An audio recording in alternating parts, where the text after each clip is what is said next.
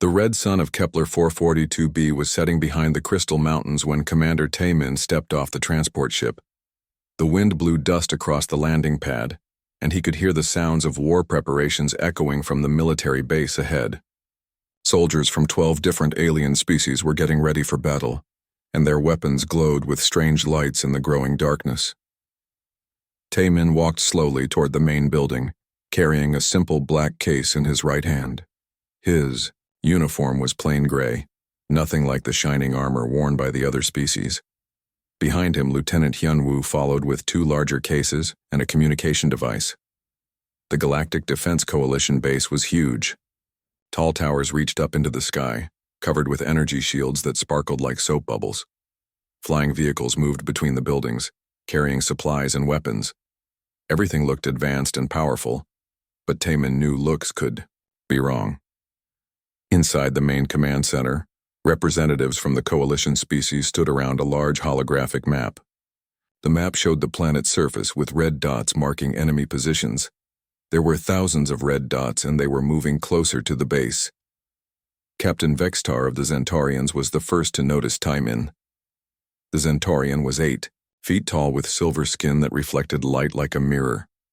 His weapon was strapped to his back, a crystal matrix blaster that could cut through steel with beams of pure energy. "Ah, the human representative has arrived," Vextar said in his deep voice. "We were beginning to wonder if Earth had forgotten about us." Taemin bowed politely. "Earth never forgets its allies, Captain." Other alien soldiers turned to look at the human. There was Lieutenant Zal from the Aquilan Federation, her blue feathers shimmering as she moved. Her photon cannon was sleek and white, humming with contained power. Major Krug of the Krogan Empire stood nearby, his thick gray skin covered with battle scars. His fusion mortar was the size of a small tree, capable of destroying entire buildings. "What weapons has Earth sent to help us?" asked Colonel Rex, a reptilian draconian whose plasma rifle crackled with green energy. Taemin set his black case on the table and opened it slowly. Inside, nestled in soft foam, was a rifle. It was made of black metal and brown wood. It had a simple scope on top and a leather strap on the side. Next to it were several magazines filled with brass-colored bullets. The command center became very quiet. Lieutenant Zal tilted her head, making a soft chirping sound. Is this a kinetic projectile weapon?" "Yes," Taemin said simply. "It's a rifle." Captain Vexistar leaned forward to get a better look. His silver face showed confusion. "Human, this appears to be a chemical propulsion device. Does it use gunpowder?" "It does." The silence lasted for 5 more seconds.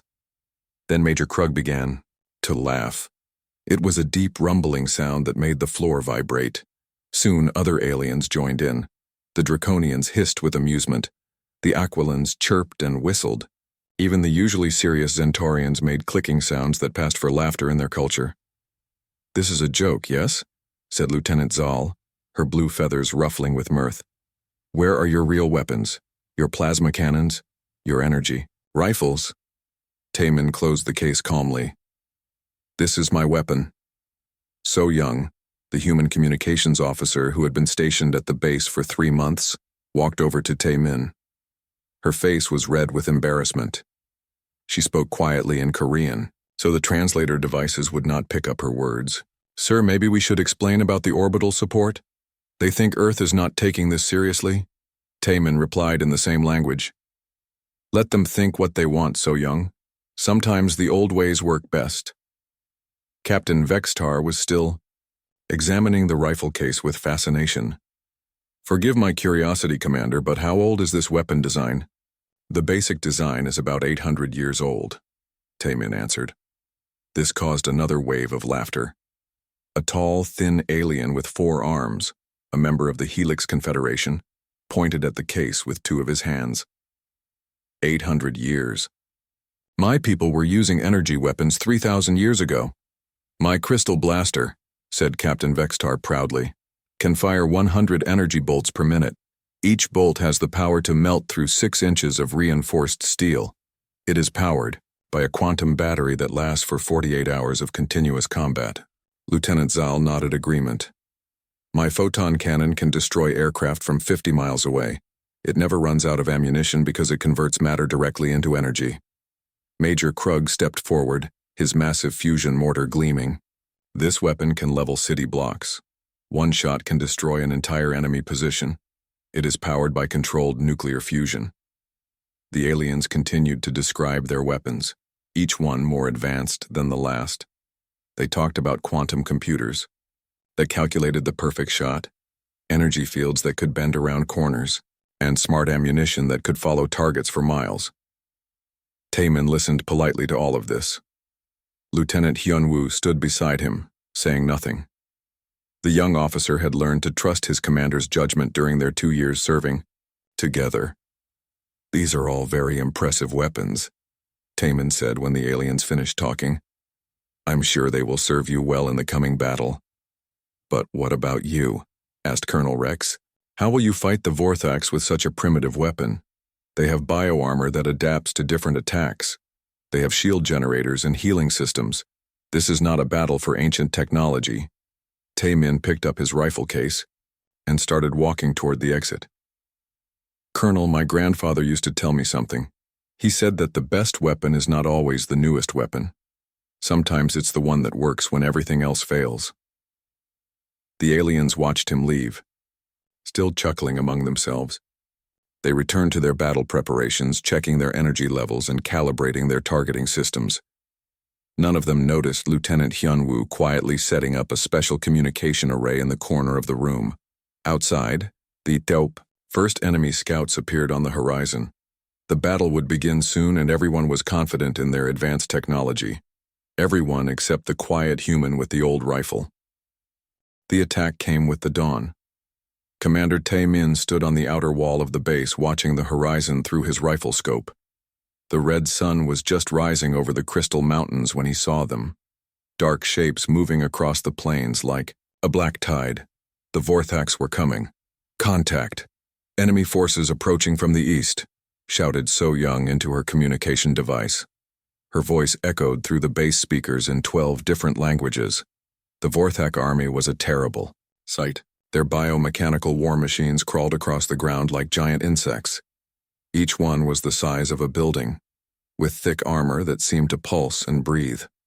Behind them marched thousands of Vorthak soldiers, their weapons growing from their own bodies like metal claws.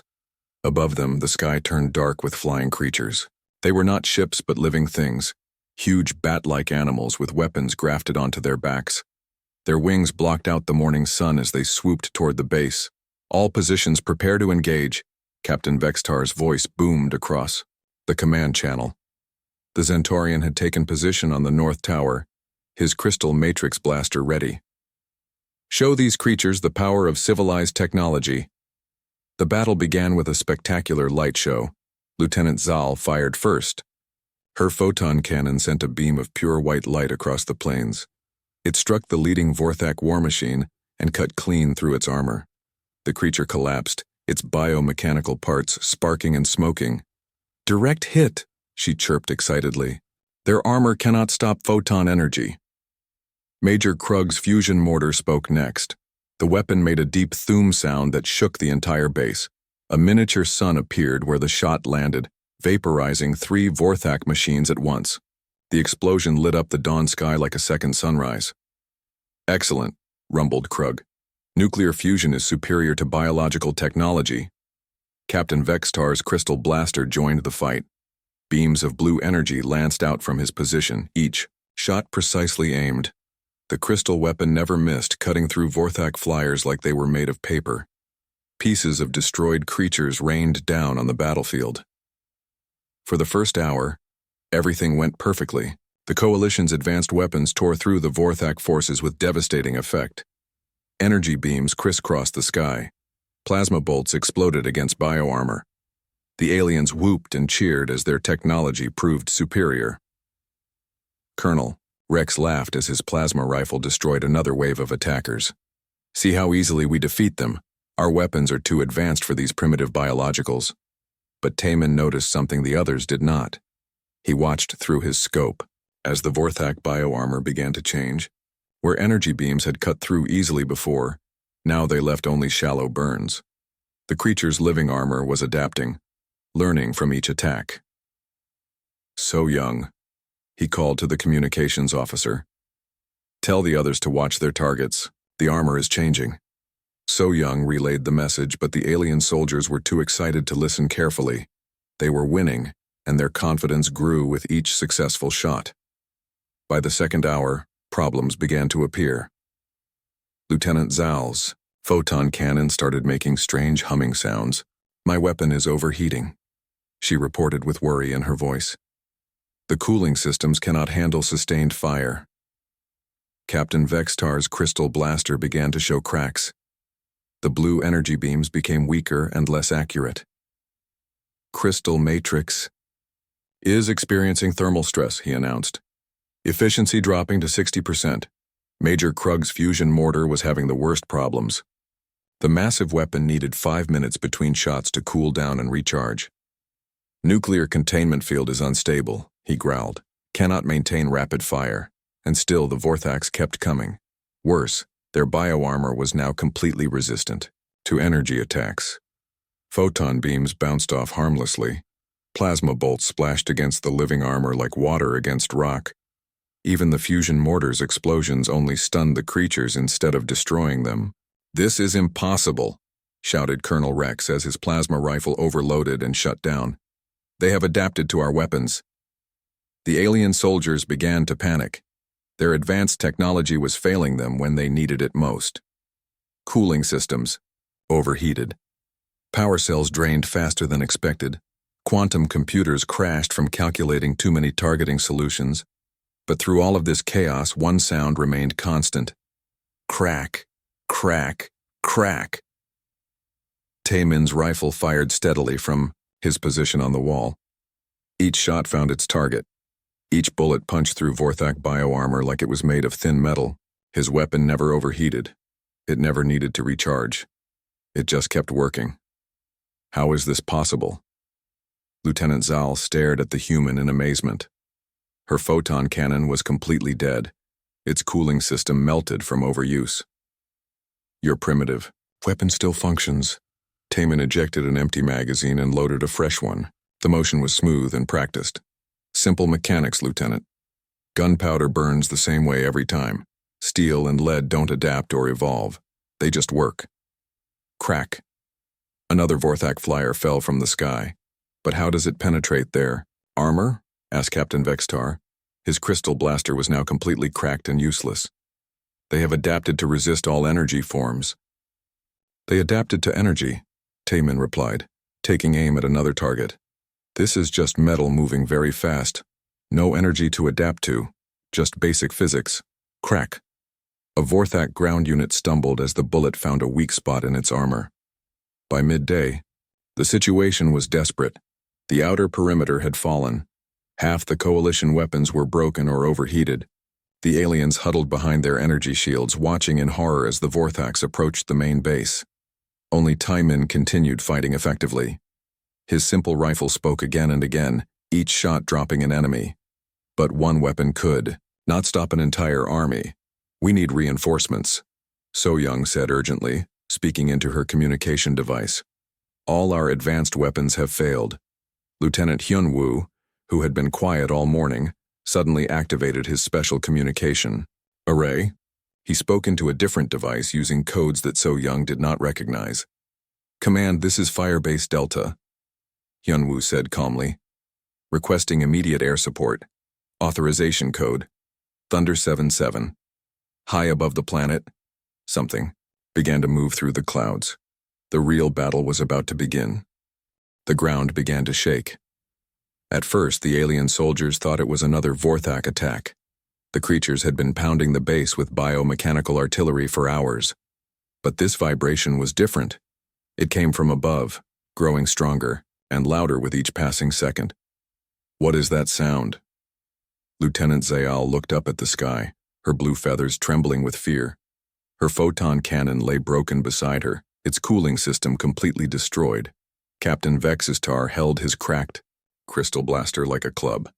It was the only weapon he had left. Unknown aircraft approaching from the west, he reported into his communication device. Possibly another Vorthak bioship. But Taman smiled for the first time all day. He recognized that sound. So Young, tell everyone to clear the northeastern approach.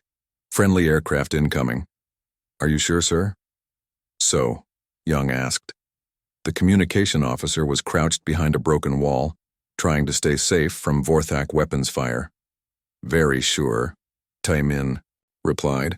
He fired another shot from his rifle, dropping a Vorthak soldier that had gotten too close to the wall. Trust me. The sound grew louder. Whup, whup, whup, whup. It was rhythmic and mechanical, unlike anything the aliens had heard before. Their anti-gravity ships made soft humming sounds. Their energy-powered aircraft were nearly silent, but this sound was raw and powerful. Something broke through the clouds. The alien soldiers stared in amazement. The aircraft that descended toward them looked like nothing in their military databases. It had no energy shields, no anti-gravity generators, no plasma engines. Instead, it had huge spinning wings that beat the air into submission with brute force. What kind of primitive flying machine is that? Major Krug asked in wonder. His massive fusion mortar had been out of power for 2 hours. The helicopter was black and gray with sharp angles that looked designed for war. Pods hung from its sides filled with rockets and missiles, but the most impressive thing was mounted under its nose, a weapon with 6 spinning barrels that looked like it could chew through mountains. Firebase Delta, this is Thunderbird 1. A calm voice spoke through the communication system. I see targets, lots of targets. Pilot Wu Jin sat in the cockpit, his hands steady on the controls. He had been flying helicopters for 15 years and he had never seen a battlefield like this one. Thousands of biomechanical creatures covered the plains below. Their living armor gleamed in the afternoon sun. Thunderbird 1, this is Firebase. Delta, So Young replied into her radio. We have multiple enemy units advancing on our position. Our weapons are not effective against their armor. Copy that, Delta. Jihai, are you ready back there? In the gunner's seat, Jihai checked her targeting systems one last time. The Gatling gun was loaded and ready. 6,000 rounds of depleted uranium ammunition waited in the feed system. Ready, Wujin? Let's show them what real firepower looks like. The helicopter swooped down toward the battlefield like a metal eagle. Wujin flew low and fast, using the crystal formations as cover. The Vorthaks had never seen anything like this aircraft before. Their biomechanical brains could not understand how something so loud and visible could be so dangerous. Engaging first target group, Jihai announced calmly. She pulled the trigger. The Gatling gun roared to life with a sound like thunder that never stopped. Brrrr. The 6 barrels spun so fast they became a blur. 4,000 rounds per minute poured from the weapon in a stream of death and destruction. The effect was instant and devastating. The first group of Vorthak war machines simply disappeared. The depleted uranium bullets tore through their bioarmor like it was made of paper. Chunks of metal and organic matter flew in all directions. In 3 seconds, 12 creatures that had survived hours of energy weapon attacks were reduced to smoking ruins. The aliens on the base walls stood with their mouths open in shock. Impossible, whispered Captain Vextar. How did kinetic projectiles penetrate armor that resisted our crystal matrix beams? Taemin continued firing his rifle, but he took a moment to answer. Captain, their armor adapted to energy, but you cannot adapt to a chunk of metal moving at 3,000 feet per second. Physics is physics. The helicopter banked sharply, to the left, dodging return fire from Vorthak flyers. Wu Jin's piloting was incredible. He flew the machine like it was part of his own body, diving and climbing through the crystal formations with impossible precision. Target-rich environment, Jihai reported with satisfaction. Engaging war machines, grid sector 7 Alpha. The Gatling gun spoke again. This time it focused on a group of the largest Vorthak creatures, biomechanical tanks the size of buildings. The aliens had been unable to damage these monsters with their most powerful weapons. The depleted uranium rounds cut through them like a hot knife through butter. How is this possible? Lieutenant Zal stared as pieces of destroyed Vorthak tanks rained down from the sky. Those creatures had 6-inch biosteel armor. Depleted uranium is very dense, Taman explained while reloading his rifle. Dense metal moving very fast makes big holes. The helicopter continued its deadly dance. Wu Jin flew in patterns that seemed random but were carefully planned. He used the terrain to break enemy targeting locks. He climbed suddenly to avoid ground fire, then dove to attack from unexpected angles. Multiple flyers approaching from the south, Jihai warned. I see them, Wu Jin replied. He turned the helicopter sharply, bringing the Gatling gun to bear on a formation of flying Vorthax. The gun fired for 8 seconds straight. When the smoke cleared, 37 enemy flyers had been turned into falling debris. The sky was suddenly much clearer. Outstanding shooting, Colonel Rex said in amazement. His plasma rifle had been dead for hours, but he could still appreciate. Good marksmanship. Thank you, Colonel. Jihai's voice came through the radio. We have plenty more where that came from. The battle tide was turning. Where energy weapons had failed, simple kinetic force was proving devastatingly effective. The Vorthak bioarmor that had adapted to resist the most advanced technology in the galaxy could not adapt to basic physics. Major Krug watched in wonder as the helicopter destroyed another group of war machines. That flying machine is using technology thousands of years old, but it is more effective than our fusion weapons. Sometimes, Taman said, taking aim at another target, the old ways are the best ways. The helicopter made another attack run. This time it targeted the Vorthak command creatures, massive biomechanical beings that coordinated the attack. The Gatling gun's uranium rounds punched through their heavily armored shells like they were made of tinfoil. Without their commanders, the Vorthak army began to lose coordination. Units wandered aimlessly across the battlefield.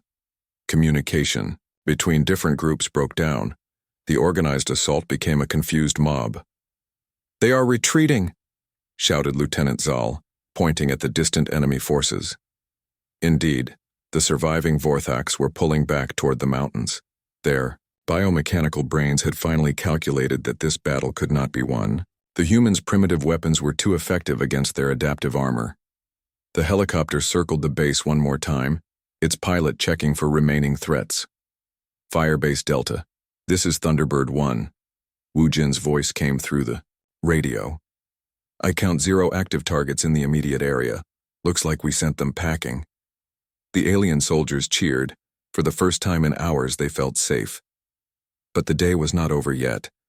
2 hours after the battle ended, the Galactic Defense Coalition base was quiet except for the sound of the helicopter's spinning rotors slowly coming to a stop.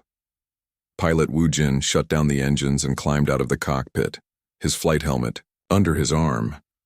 The alien soldiers gathered around the aircraft like children seeing magic for the first time. They had spent years studying the most advanced technology in the galaxy. But this simple flying machine had done what all their energy weapons could not do. Captain Vextar approached the helicopter carefully. His silver skin was covered with dust from the battle, and his broken crystal blaster hung useless at his side. He walked around the machine slowly, examining every detail. This is truly remarkable, he said in his deep voice. No anti-gravity generators, no energy shields, no quantum computers. Yet it flies better than our most advanced fighters. Gunner Jihai jumped down from her position and patted the Gatling gun's barrels affectionately. She's not pretty, but she gets the job done, she said with a smile. Want to take a closer look? The aliens crowded forward eagerly. Lieutenant Zal's blue feathers were still ruffled from excitement. How many projectiles can this weapon fire? She asked. 4,000 rounds per minute, Jihai replied proudly. Each bullet weighs about 1 ounce and travels at 3,000 feet per second. Simple physics, but very effective. Major Krug, whose fusion mortar had failed completely during the battle, stared at the weapon in amazement. And it never overheats, never needs to recharge? As long as we have ammunition and the barrels don't melt, Wu Jin answered. The cooling system is just air flowing over the metal. No complex technology required. Colonel Rex examined the clear helicopter's armor plating. It was thick steel, nothing fancy. This metal could not stop our plasma weapons, he observed. You're right, Wu Jin agreed, but we don't plan to get hit. Speed and maneuverability are our defenses. Hide behind mountains, move fast, strike hard, get out quick. Commander Taemin walked over to join the group. He had finally put his rifle away after making sure no enemies remained on the battlefield. His simple weapon had fired over 200 shots during the battle, and it still worked perfectly. "Commander," Captain Vextar said formally, "I owe you an apology. This morning I mocked your weapon and your people's technology. I was wrong." "No apology needed, Captain," Taemin replied politely. "Your weapons are truly advanced. In many situations they would be superior to ours, but not in this situation," Lieutenant Zal said thoughtfully. "Our energy weapons failed when the Vorthax adapted to them. Your kinetic weapons kept working." "That's the thing about simple technology," Taemin explained. "It's predictable. A bullet does the same thing every time you fire it. It doesn't care if the target is organic or mechanical, adapted or not. Metal hitting metal at high speed always works the same way." So Young, who had been translating the conversation for her communication logs, looked up from her device. "Sir, Coalition, Command is requesting a full report on our weapon systems. They want to know how human technology was so effective." "Tell them the truth," Taemin said. "Sometimes the oldest solutions are the best solutions." A tall, thin alien from the Helix Confederation stepped forward. His 4 arms moved nervously as he spoke. "Commander, my people have used energy weapons for 3,000 years. We thought kinetic projectiles were primitive and outdated, but your weapons destroyed enemies that our most advanced technology could not touch. Energy weapons are not primitive or outdated," Taemin corrected gently. "They are powerful and precise, but they have weaknesses. Everything has weaknesses." "What are the weaknesses of kinetic weapons?" asked Colonel Rex. Taemin thought for a moment. "They need ammunition. They have limited range compared to energy beams. They cannot be easily adjusted for different targets, and they require more maintenance than energy systems." "Then why do humans still use them?" Captain Vextar asked. "Because they work when nothing else does," Taemin answered simply. "My grandfather fought in 3 wars. He taught me that the best weapon is not the one with the most features. It's the one that fires when you pull the trigger." Lieutenant Hyunwoo, who had been quiet during most of the conversation, finally spoke up. "Commander, we're receiving messages from coalition fleets throughout the galaxy. Word about today's battle is spreading quickly." "What kind of messages?" Taemin asked. "Requests for technical exchanges. Military advisors want to study our weapons. 3 different species are asking if Earth can provide kinetic weapons systems for their forces." So Young looked up from her communication device again. "Sir, I'm getting priority messages from Earth Command. They want to know if we need reinforcements." "Tell them we're fine," Taemin said. "But ask them to prepare manufacturing plans for additional helicopters and ammunition. I think the galaxy is going to want them." Pilot Wu Jin laughed. "I hope they build more pilots too. Flying combat missions in space is going to be interesting." "Actually," Captain Vextar said thoughtfully, "your helicopter demonstrated something important today. Your pilot used terrain and movement patterns that our computer systems had never calculated. How did he learn to fly like that?" "Practice," Wu Jin answered. "Lots of practice. Human pilots train for years to fly in different conditions. We learn to use weather, mountains, buildings, anything that can give us an advantage. Our ships are controlled by artificial intelligence," Lieutenant Zal admitted. "The computers calculate the most efficient flight paths and follow them precisely." "Efficient isn't always effective," Wu Jin replied. "Sometimes you need to do something unexpected. Computers are predictable, humans are not." Major Krug nodded slowly. "Today has taught me something important. Advanced technology is powerful, but it can also be fragile. Your simple machines work in conditions that would destroy our equipment. Our weapons failed when they overheated," Colonel Rex added. "Your rifle fired hundreds of shots without any problems." "Simple mechanical actions," Taemin explained. "Fire burns gunpowder. Expanding gas pushes bullet. Metal strikes target. Each step is basic physics that never changes." As the evening approached, supply ships began arriving at the base. But these were not just coalition vessels bringing replacement energy weapons. There were also human cargo ships carrying crates marked with Earth military symbols. "What's in those containers?" Captain Vextar asked curiously. Lieutenant Hyunwoo checked his inventory list. Rifles, ammunition, spare parts, and maintenance. Equipment. Earth Command sent everything we might need for extended operations. "How much ammunition?" Ji-hai asked with interest. "Enough to fight for 6 months, Hyunwoo replied. "And they're sending more next week." The alien soldiers looked at each other in amazement. Their energy weapons had lasted less than 1 day of combat, but the humans had prepared for months of fighting with simple kinetic systems. "Commander," Captain Vextar said formally, "would Earth be willing to train coalition forces in the use of kinetic weapons and flying techniques?" added Lieutenant Zal hopefully. "And maintenance procedures?" Major Krug asked. Tae-min smiled. "I think that can be arranged. But remember, our weapons require different tactics, different training, different thinking." "What do you mean?" Colonel Rex asked. "Energy weapons fight at long range with computer assistance," Tae-min explained. "Kinetic weapons fight up close with human judgment. You have to be willing to get dirty." So-young received another message on her communication device. "Sir, Coalition Command is requesting that Earth take leadership of the counter-offensive against the Vorthax. They want human tactical advisors assigned to every fleet." "Interesting," Tae-min said thoughtfully. "This morning they were laughing at our primitive technology. Now they want our help." "Will you accept?" Captain Vextar asked. Tae-min looked at the setting sun, then at the alien soldiers who had learned to respect human weapons through hard experience. "Yes, Captain, Earth will help. But the galaxy needs to understand something important." "What is that, Commander?" "Progress is not always about making things more complex," Tae-min said. "Sometimes progress means remembering what works and keeping it simple." As the stars appeared in the alien sky, the base began preparing for the next phase of the war. But now, alongside energy weapons and plasma cannons, there were also rifles and helicopters. The galaxy had learned that sometimes the old ways were the best ways. And in the distance, more human ships were coming through hyperspace carrying pilots and weapons that would change the course of the war. The age of simple solutions had begun.